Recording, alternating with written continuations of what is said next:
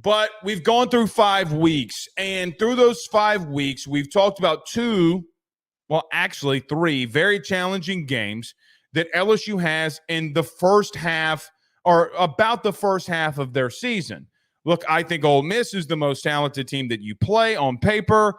I think USC is a team that, look, man, you can say whatever you want about them, but you and them are very much identical in a lot of ways. Then you're not alike in so many regards. And then we talked about going to South Carolina at 11 a.m. Man, does this team travel on the road in the morning? Well, how does that work? Do you already have a loss from the West Coast USC? Who knows? It's a game that could be a trap game for you, even though I think you're going to win that one. It is what it is. Then you got UCLA at home. I don't think that they got remotely close to the same amount of talent that you do, and I think that you might actually not do bad against them. But tonight we get to Arkansas, and I think that Arkansas is one of the more interesting teams to look at down LSU's schedule.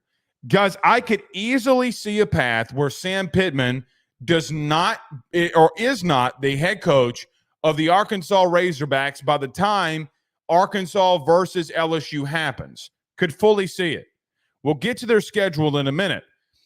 But what happens if Sam Pittman isn't there and Bobby Patrino is the interim head coach? Does it change anything? Does he have the personnel? Are you going up against that offense? Has that game historically been close for whatever reason? Guys, it was close last year, and they were a 4-8 team. They were a 4-8 team last year, guys, and we were battling at the end to beat Arkansas at home.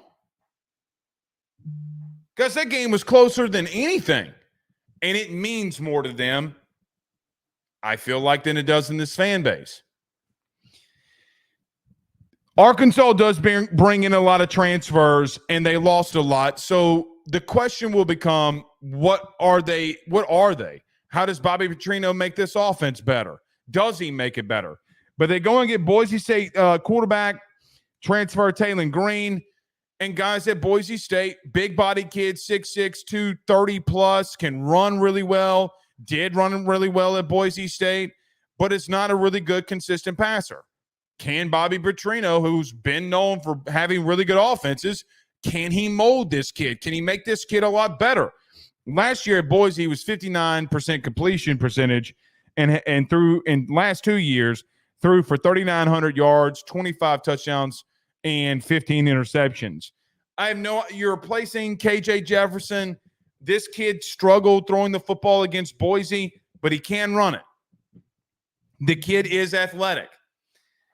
What can Bobby Patrino do with them? I titled this episode tonight, Is this a rivalry trap game? Because rivalry games can't be trap games. And I don't think that anybody around Baton Rouge would believe that, look, man, for whatever reason, no matter what, this game is historically close. This game is historically close. Unless Chad Morris is the head coach, then it probably won't be. They bring in Utah transfer running back Rashad DeBenin, and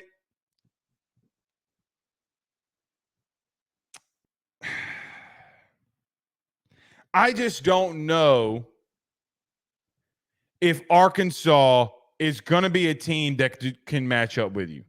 I just think when I look at them all across the board, quarterback, wide receiver, which, by the way, I mean, wide receiver might not be that bad. The Tesla kid returns.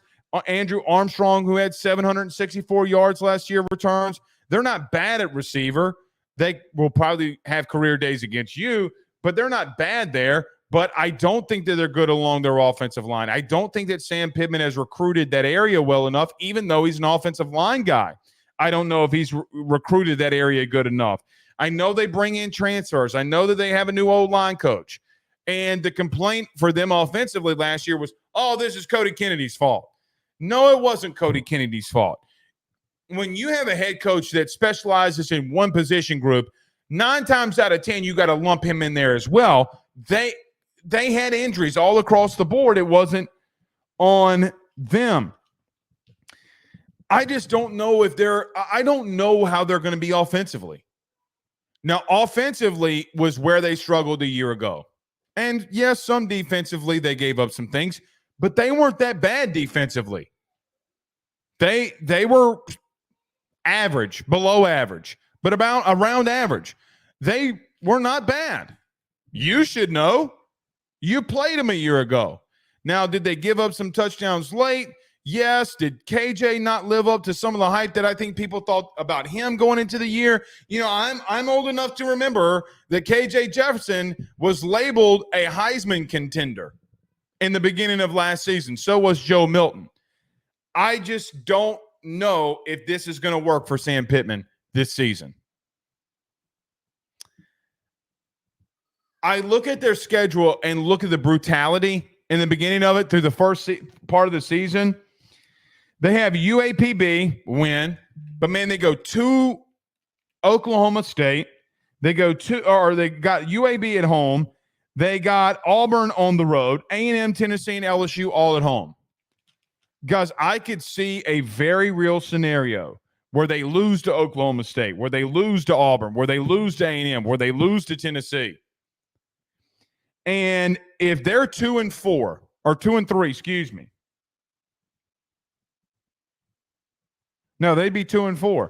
If they're 2-4 going into the LSU game, is Sam Pittman still their head coach? And do things get weird in a game with Bobby Patrino back as their head man? I could see a scenario where that game is, or maybe even a little bit before, but that game might be the time that you're going through a new interim head coach. I don't think Sam Pittman's making it through the year. I have no sourcing on it. I haven't talked to anybody. It's just an opinion.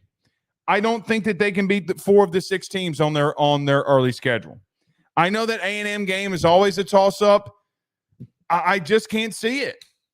There's nothing that Arkansas has that makes me believe that they can have a productive season, because I just don't know if I can have the faith in Sam Pittman that I would want to. I hate it for Sam. I hate it that an offensive line guy gets a chance to be a head coach and he fumbles the bag. I hate that for him. Only a couple years ago, they were not that bad of a football team, but they have a really good running back that they have to replace. You have no idea what this quarterback in Taylor Green is going to be. Oh, and by the way, defensively, they lose one of their leading tacklers who's now at Ole Miss, and Chris Paul Jr. They replace Nudie McLaughlin. They're replacing a lot defensively. Now, they got some solid pieces. You know, when I look at Landon Jackson as an example, he is a really good player. And unfortunately for Landon, he's got to deal with Will Campbell or Emory Jones the entire game, which kind of pretty much happened to him last year. Really productive in every other game besides one, the LSU one. Guys, I don't know if there's any unit that they're better than you in. And the issue I'm having with this is, even though they're not better than you, more talented than you, better coached than you, maybe, and I hate to say this to Joe Sloan and Cortez Hankton, the only unit that you know that you just got to be able and give the nod to would be Bobby Patrino at OC. Everything else is a plus for you. And the game will probably still come down to being within 7 points to 10 points. It's how it always works. I don't know if it's science, if it's rivalry, that game being on the road. I don't know what it is. What I do know is that no matter what happens, I don't know if I can see a scenario where you blow them out. Last year, they ran the ball on you when you couldn't get off the field on third down. You know, the offensive line was really banged up. They started 2 brand new tackles, and it didn't matter to them because they kept just tick, tick, tick, tick, tick, tick, tick. Ran the ball right down your throat, 3 yards in a cloud of dust, and they kept completing small things, kept getting first downs. You couldn't stop them. Remember that, wasn't it a 7-play drive in the red zone in the first quarter?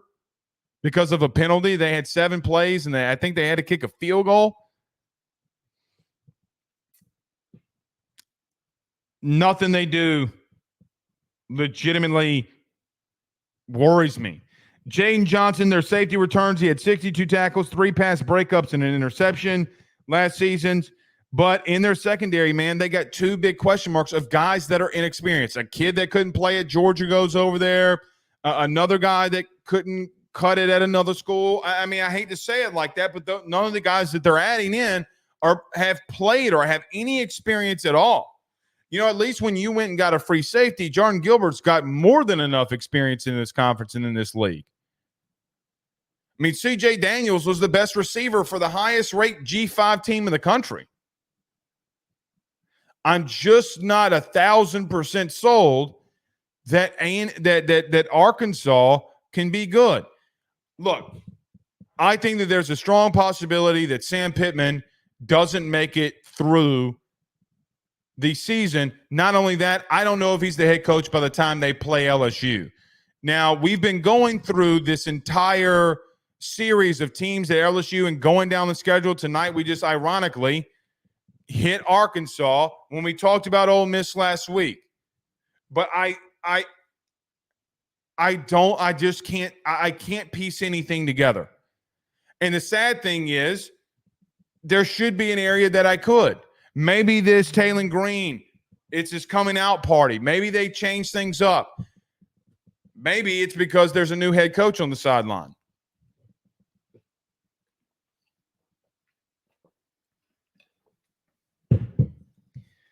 I think the writing's on the wall, man. The writing's on the wall. And I hate it for Arkansas fans, man. They really want a winner. They want to be good in basketball. They're passionate, dude. They are very passionate. They're just not going to have a fun football season. They're not. And I know that they're trying to put, bows on shit, but it's not going to work for them, man.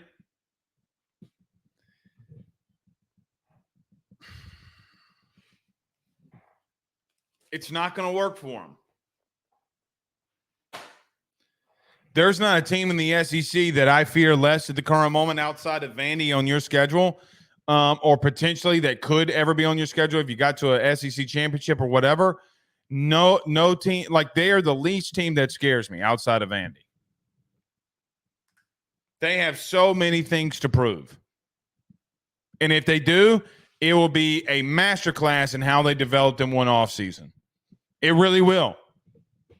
It 100% will be a testament to how Sam Pittman and his staff was able to develop. Guys, if they go 8-4, my God. If they go 7-5, my God.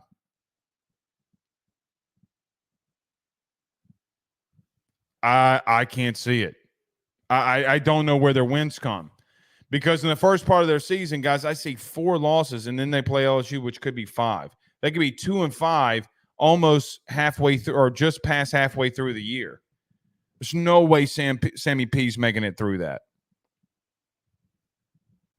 No way that he's making it through it.